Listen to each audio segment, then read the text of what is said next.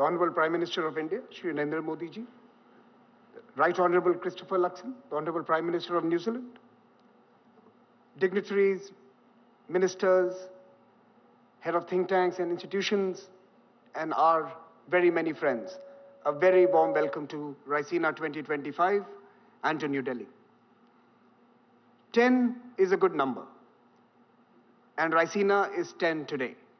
So may I request you all to join me in applauding this journey so far.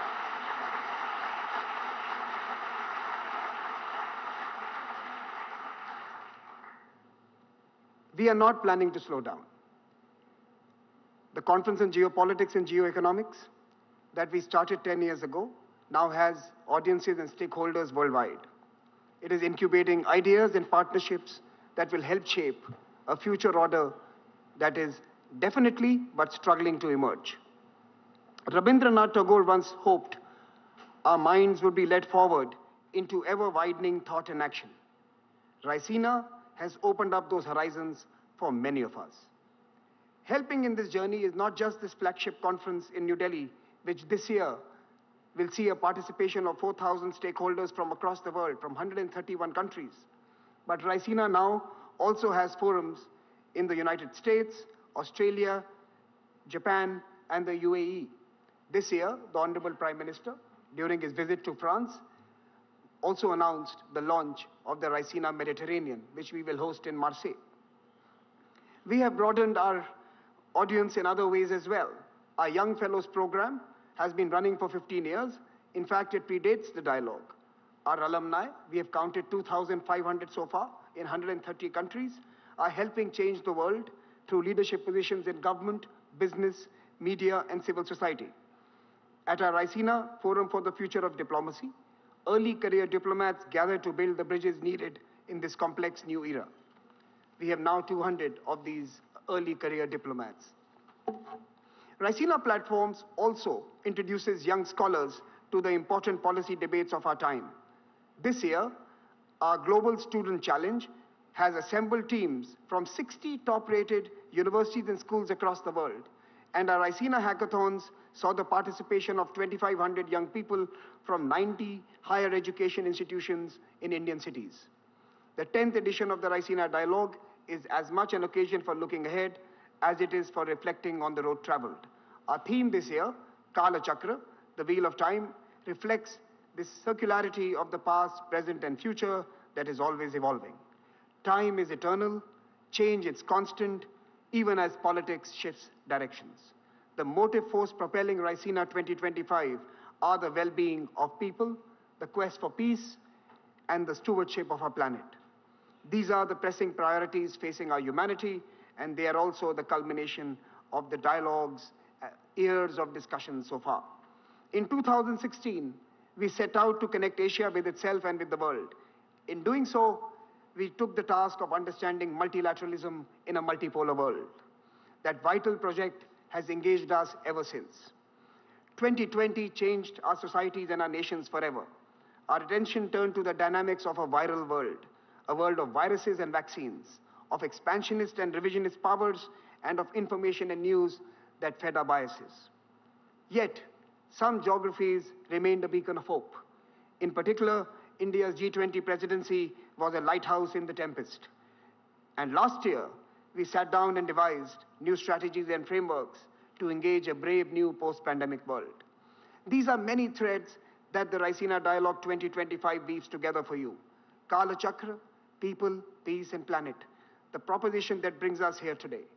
Our Prime Minister has invested in these through his decisions and actions. The US and European leadership has expressed the same desire. Many number of leaders from the Global South also expect the same from the frameworks that we so design. When we all seek the same end, why are we so far apart? Let us bridge the distance here in New Delhi at the Raisina Dialogue. Conversations are the first step towards peace, progress, and prosperity. However hard the circumstances, we cannot allow dialogue to die.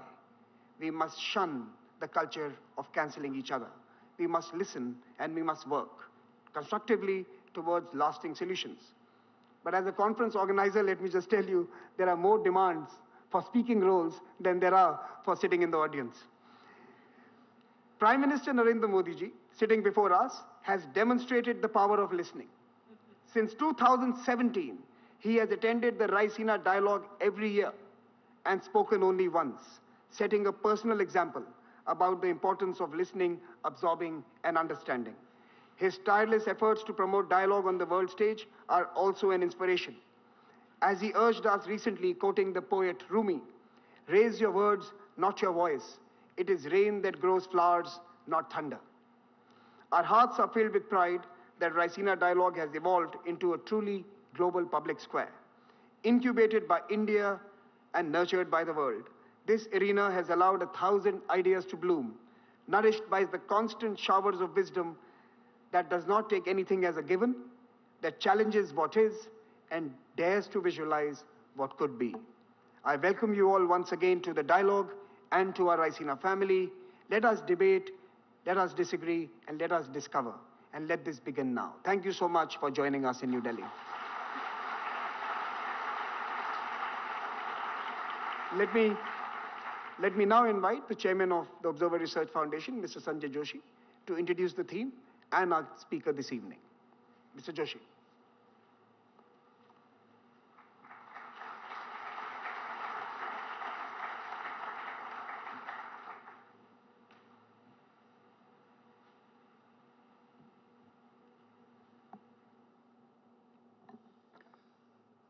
A very good evening to our distinguished guests, Honorable Prime Minister of India, Shri Narendra Modi ji, our guest of honor, Excellency Christopher Luxon, Prime Minister of New Zealand, Honorable External Affairs Minister, Shri Jaishankar, our partners from the Ministry of External Affairs and all the other ministers, admirals, generals, speakers and delegates, and the audience which is gathered here, distinguished members, many of whom are also joining online. Welcome to Raisina 2025. When conflicts challenge order, when we struggle to make sense of the road ahead, we seek anchor in metaphors and in symbols. I remember, last year, when conflicts were raging in Europe and West Asia, we had assembled Raisina under the banner of Chaturang, that ancient board game of war and craft. This year, as conflicts nudge themselves towards a peace which sometimes seems more conflicted than the wars itself, the theme chosen is Kal Chakra, the wheel of time. First of all, the metaphor of the wheel actually challenges the linear notion of the arrow of time as something which is constantly moving forward inexorably towards progress and growth. The chakra, gives no such false assurances. The unending progress of any civilization, of any nation or race, or manifest destiny of anyone is not guaranteed by any cosmic order. We repeat mistakes, our best intents lead to consequences we never intended, and order frequently does descend into chaos. The chakra actually signifies a motion which is far more complex than the circular monotony of a wheel. It is about cycles of decay and cycles of renewal. It is about the dance of the planets, which is set in motion by a balance of mutually opposite forces. There's a centrifugal force that left to itself can cause the dance of the stars to unravel. They can just be flung out of course. And opposing it is a centripetal force always recentering things, pulling things towards the center. Should that centripetal force run riot, the system starts imploding, collapsing upon itself into a black hole which sucks up everything, mass, energy, to end in a dead world from which even light cannot escape.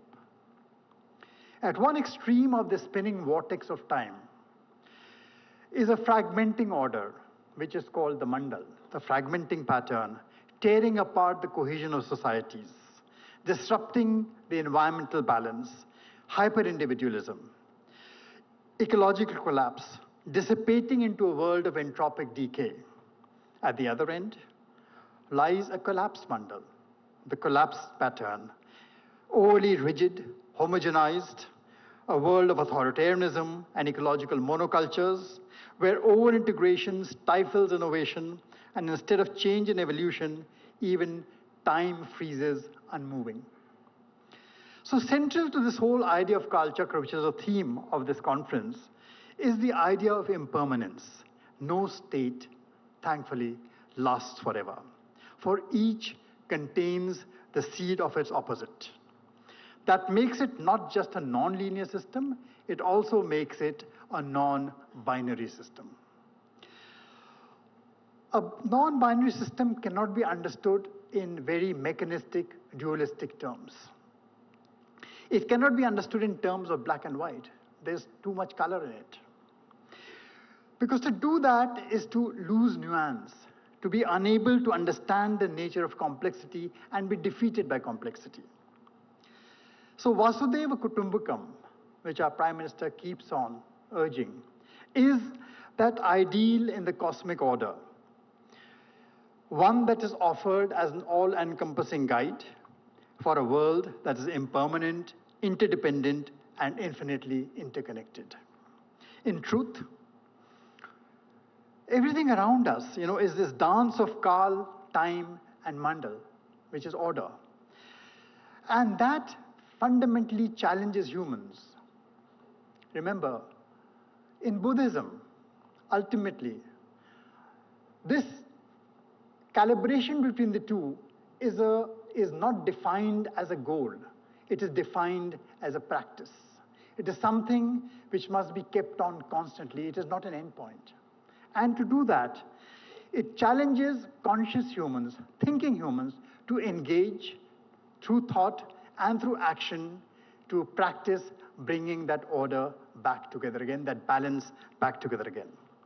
So we meet to celebrate a decade of Raisina in 2025, to examine precisely that world of thought and action, which helps us recognize that every movement, whether tightening into unity or fraying into disorder, also contains the seed of its opposite. In the final analysis, in the Kal Chakra, neither order nor chaos are endpoints. They're merely transitory phases which demand recalibration. And recalibration is a time for sometimes difficult and unconventional decisions. So at ORF, we extend our welcome and best wishes to everyone here for 3 days of the most thought-provoking conversations. And I'm delighted this year to present His Excellency Christopher Luxon, the Prime Minister of New Zealand. Sir, Kal Chakra is about change. And as a corporate leader, you have led change. You transformed Air New Zealand into one of the world's most successful and respected carriers. Then you've entered politics to try and do much the same for your great country. We have brought, you bring that pragmatic approach to international trade, technology partnerships, and defense cooperation that is helping New Zealand deepen ties across the world, and especially to countries like India and countries situated in the Indo-Pacific. With that, may I invite you, sir, to join us here and give us the benefit of your vast wisdom and experience. Thank you, sir.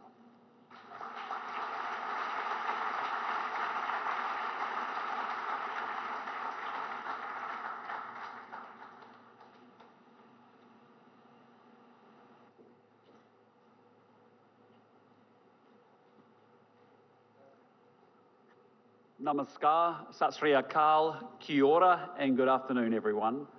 What an absolute honour it is to stand on this stage to inaugurate this august dialogue with none other than the Honourable Prime Minister Modi.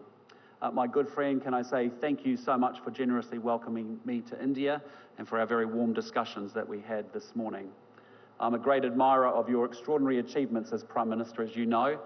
In the almost 11 years that you've occupied the Prime Minister's office, you have weathered the COVID storm and still managed to expand India's economy by 50%. You have lifted 250 million of your countrymen out of poverty and eliminated extreme poverty.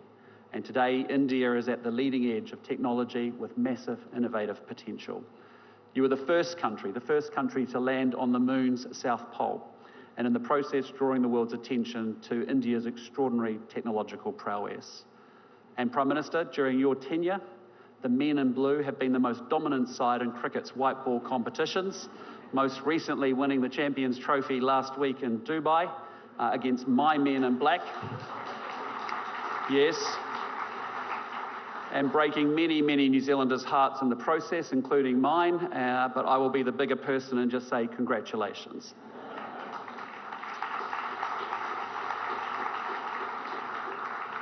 Among this catalogue of achievements is the reason that we gather today, the Raisina Dialogue, a forum that provides a moment every year for thought leaders from across the world to focus their collective minds on the contemporary strategic challenges being navigated right here in the Indian Ocean. And I applaud Dr. Jay Shankar and Samir Saran for the intellectual leadership that they have shown driving this dialogue over the past 10 years. It has grown into a hugely influential forum. And look no further than the luminaries that you attract. 6 former heads of government and ministers from over 30 countries and representation from so many more here today. And I just hope that my remarks today add to the debate in some small way.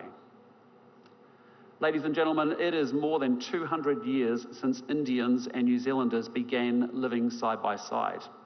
At the beginning of the 19th century, well before we became a nation, Indian sailors jumped ship in New Zealand, with some meeting up with locals and marrying into our indigenous Māori tribes. And a few years later, Māori traders began travelling to Kolkata to sell tree trunks used in sailing ships, an exchange that echoes down the ages. And just as they were 200 years ago, Kiwi Indians today are fully integrated into our multicultural society. New Zealanders of Indian heritage comprise 11% of the people living in Auckland, our biggest city.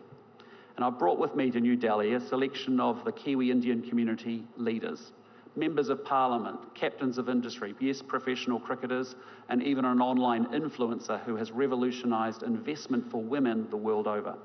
In short, a selection of Kiwi Indians who get up each and every single morning to make New Zealand a better place to live. And our trade has diversified considerably from wood thanks to the increased sophistication of your economy. India today is a critical source of pharmaceuticals and machinery for us, while we are a great tourism and education destination for you. And India has become an ever more significant feature of our society. And yet, while there has much that has been developed and changed, there has been something missing at the core of our relationship. With a country as consequential as India, we need rich political interaction, engaged militaries, strong economic architecture, and connections that support a diaspora that bridges between our two great nations. Prime Minister Modi and I sat down today and we charted out the future of our two countries' relationship, a future that builds from where we have been and one that is wholly more ambitious about what we will do together in the future. We agreed to our defence forces building greater strategic trust with one another while deploying together and training together more. We want our scientists collaborating on global challenges like climate change and on commercial opportunities like space. We are supporting our businesses to improve air links and build primary sector cooperation. We will facilitate students and young professionals and tourists to move between our two countries. And we've instructed our trade negotiators to get on and negotiate a comprehensive free trade agreement between our two great nations. A comprehensive agenda to underpin a comprehensive relationship. And as we both look to the future, the opportunity for both of our governments is to sustain that momentum, not only to follow through on the commitments that we have made to one another, but to proactively build on that platform by exploring new opportunities and creating new architecture, to ensure that we are creating strategic trust and commercial connection between two countries at the bookends of our wider Indo-Pacific region. Ladies and gentlemen, it is to the Indo-Pacific that I now turn. And there are many reasons to be excited about our region, and I want to single out the two biggest opportunities.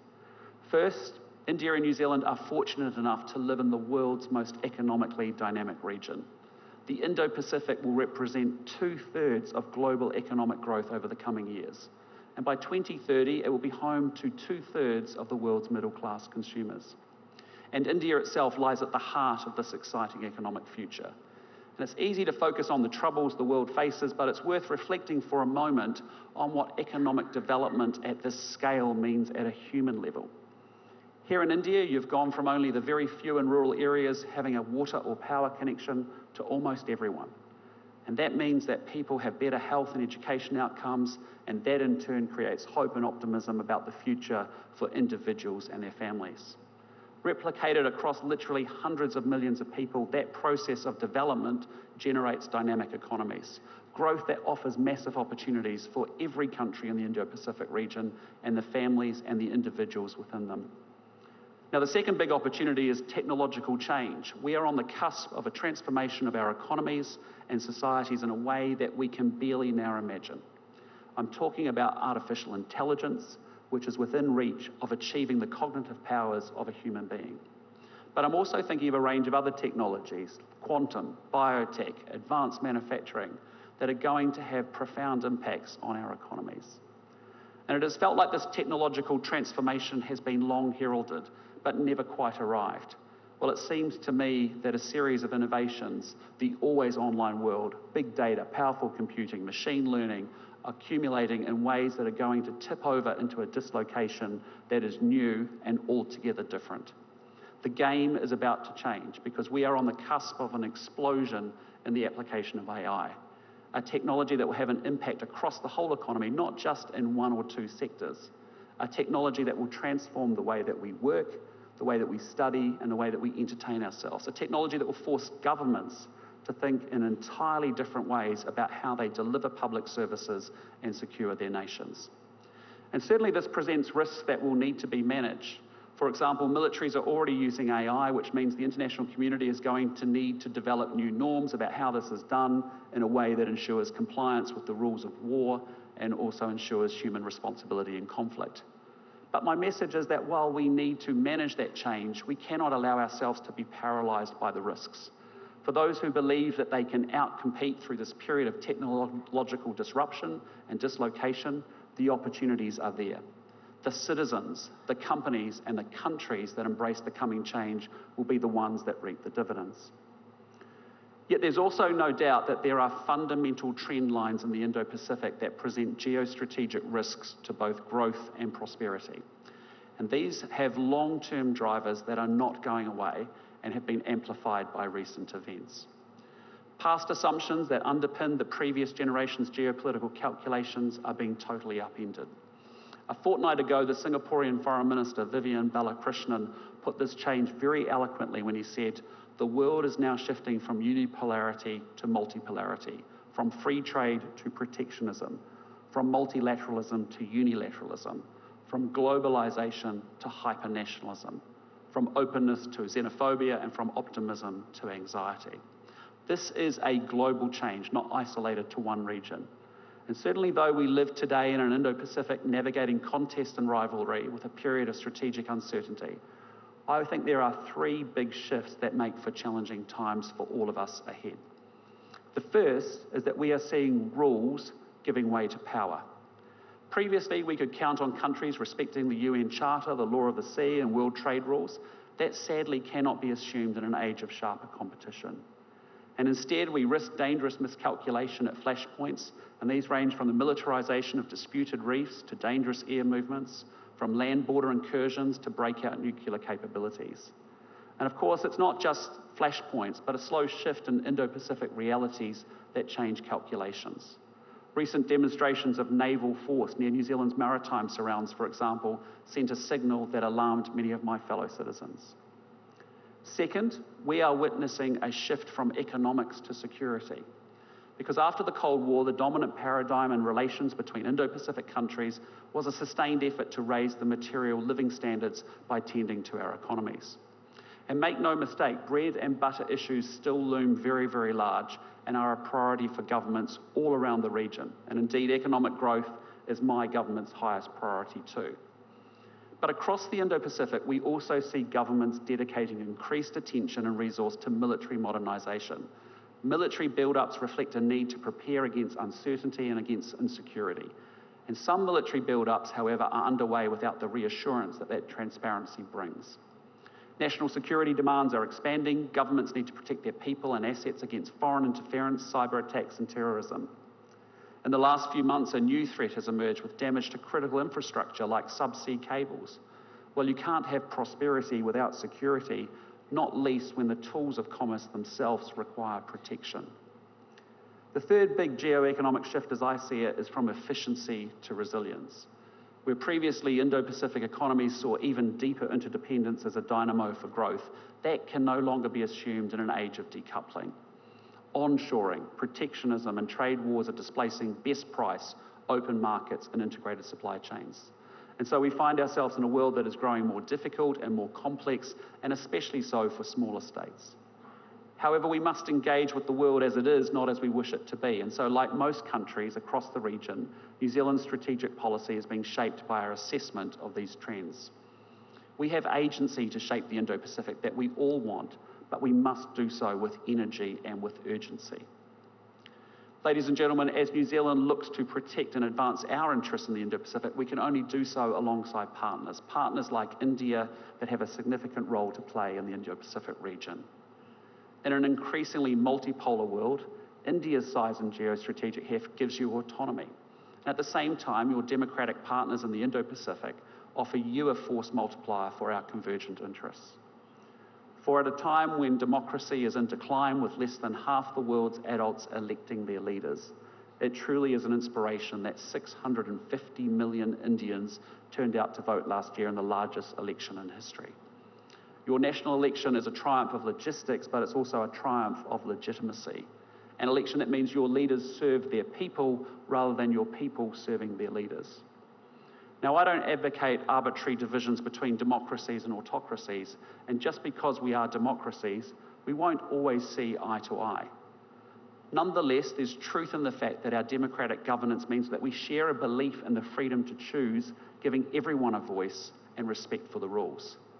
Our interests increasingly converge around seeing three ideas as an aligned set of organising principles for our Indo-Pacific region. And the first is that we want to live in an Indo-Pacific where countries are free to choose their own path, free from interference. A region where no one country comes to dominate. And it is a sign of the times that I have to stand here defending respect for sovereignty, yet New Zealand's approach is increasingly shaped around that objective.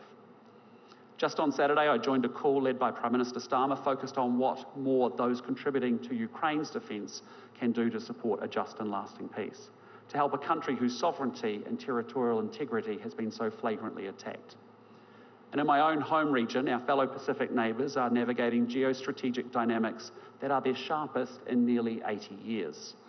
And in a deeply contested world, Pacific partners are being asked to make choices that may undermine their national sovereignty. They risk falling into over-indebtedness. They must make choices about dual-use infrastructure, and they face pressure to enter new security arrangements. New Zealand invests in working alongside Pacific countries to boost their capacity to make independent choices free from interference. Yet size alone cannot inoculate a country from these dynamics. Building strong and diversified relationships is the key to mitigating the risk of dependence on a few. And that is why my government is investing in our key relationships, from traditional partners to thickening and deepening our relationships across Southeast Asia, and in a serious way with India too. And we have a responsibility to invest in our own security as a down payment on our future ability to choose our own path. And that is why New Zealand will be scaling up and doing more to support our own defence. We plan to better resource and equip our defence force to ensure that we can continue to defend our interests, whether in our near region, in our alliance with Australia, or in support of collective security efforts with partners like India. Alongside this investment in capability, we're making tangible contributions across the Indo-Pacific. When I was in Japan last year, for example, I saw firsthand the work of our aviators and what they do to detect and deter North Korea's sanctions-busting activities. The New Zealand Navy is leading Combined Task Force 150, responsible for multinational activities to protect trade routes and counter smuggling, piracy and terrorism in the Indian Ocean and Gulf of Aden. We are fortunate indeed that India has agreed to take up the deputy command. And underlining these naval connections, one of our frigates, Takaha, is in Mumbai later this week. But as we seek an Indo-Pacific in which countries are free to choose their own path, I'm determined that New Zealand plays its role, whether through our work with Pacific Island partners, our relationship in the Indo-Pacific, or through our own defence efforts. Now, the second principle both India and New Zealand subscribe to is the criticality of Indo-Pacific regional institutions, even as these evolve. Regional architecture scaffolds our region's security and its prosperity. ASEAN continues to promote regional peace and economic development through its convening power and its centrality. It also provides a place for the region's players to come together to discuss strategic issues. ASEAN sits at the centre of the East Asia Summit, which for 20 years now has enabled political dialogue across the region, a forum that builds understanding, like this one, that reduces the risk of miscalculation and contributes to strategic trust. Yet the Indo-Pacific architecture is not static as it adapts to new realities, and many-lateral groupings are important new pieces of the puzzle. The Quad has emerged as an important vehicle promoting an open, stable and prosperous Indo-Pacific region. And India's contribution to that evolution, of course, has been vital. And while New Zealand has no pretensions to Quad membership, we stand ready to work with you to advance Quad initiatives. We ourselves are strengthening our work with Japan and the Republic of Korea, as well as Australia. And last year I convened the Indo-Pacific Four to discuss Ukraine and North Korea. And with serious headwinds buffeting the global trade system, New Zealand has seriously invested in Indo-Pacific trade and economic integration groupings. From the CPTPP, the gold standard of FTAs internationally, through to the RCEP, perhaps the world's most inclusive agreement. And we welcome India's engagement in the regional economic architecture with our work together in the Indo-Pacific Economic Framework, important in an area in which we seek to build one another's resilience. And the third Indo-Pacific principle that we align around is a region in which respect for the rules is foundational. Globally, rules are being undermined, whether those around territorial integrity, freedom of navigation, or laws of war. Yet these are the very rules that preserve an Indo-Pacific order that is not might is right alone. And as I've said before, there is no prosperity without security. The rules that underpin our security also allow our businesses to operate with great certainty, and those rules deliver daily in meaningful ways for our people and our populations. For example, 1 in 4 jobs in New Zealand rely on exports, and our exporting businesses being able to depend on the predictability that those rules deliver. And in a miracle that's only possible thanks to globally accepted aviation standards, 120,000 flights carry 12 million passengers and operate safely between their destinations each and every day. These rules shape the character of our region, and we must remain committed to this rules-based system even while acknowledging its very shortcomings. And it is a truism that the world of 2025 is vastly different from 1945, and our global institutions sadly have been way too slow to adapt. So we're not talking about starting over by remaking the global order. Instead, I tend to agree with Dr. Jaishankar when he says that we want an order in which change is evolutionary at a pace that is comfortable and steady. And that's why New Zealand supports reforming global governance frameworks to better reflect today's realities. Rather than casting them aside, they should give greater voice to the developing world and underrepresented regions. Countries like India, that plays such a central role in the global community, should have a seat at the table. And we've therefore long advocated and supported India having a permanent seat on a reformed UN Security Council. Distinguished guests, ladies and gentlemen, it has been truly a privilege to speak with you today at this important forum for global dialogue. The geostrategic picture I've painted is quite stark. Rules are giving way to power, economics to security, and efficiency to resilience. And the tectonic shifts unfolding highlight that we, working alongside partners and friends, must navigate disruption, uncertainty, and sharpening pressure on our national interests. Yet we will not be overwhelmed by complexity and challenge. We must go forward with great confidence.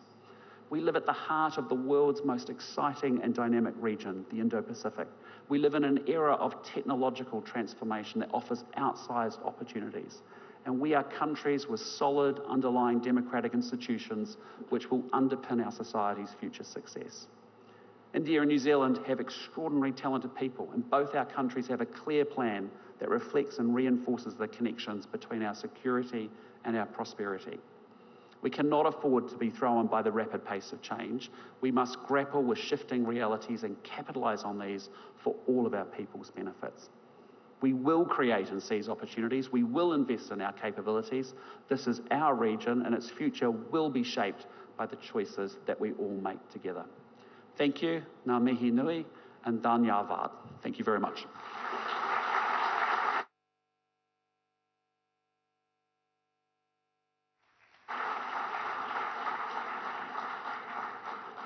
Thank you so much, Prime Minister, and a special thank you for not reminding us of the Test match series in October last year. With that, let me now request Dr. Jaishankar, the Foreign Minister of India, to deliver the vote of thanks.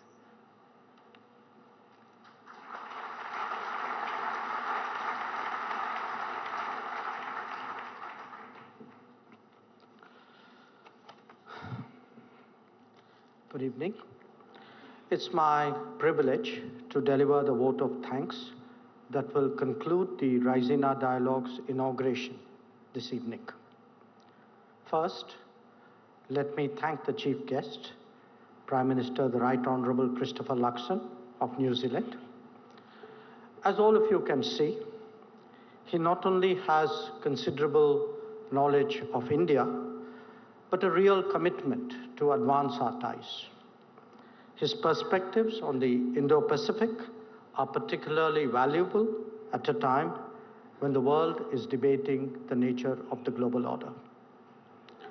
To Prime Minister Narendra Modi, I would reiterate our deep appreciation for his vision and motivation that has driven the Raisina Dialogue. As we begin its 10th edition, I hope that we have lived up to his expectations of India hosting a world-class gathering.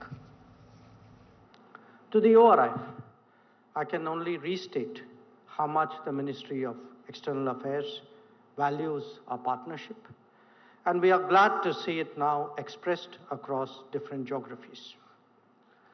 But most of all, to all of you, participants and delegates, the Raisina would not be what it has become without you.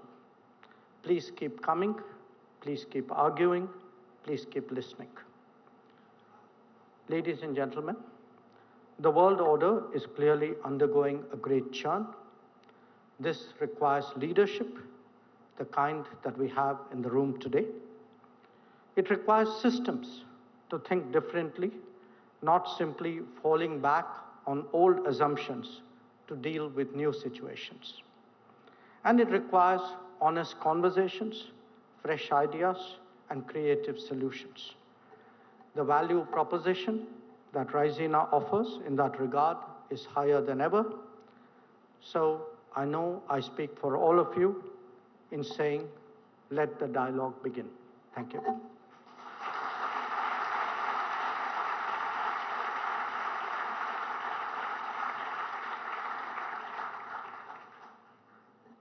Ladies and gentlemen, we'll now remain seated as the VIPs exit the room. And just give us a little more of your time for this inauguration ceremony. We will have you out soon. You've been invited to specific dinners. Please attend those. Some have been invited to our gala opening dinner in the lawns outside. We look forward to receiving you there. But do allow the VIPs to leave the room.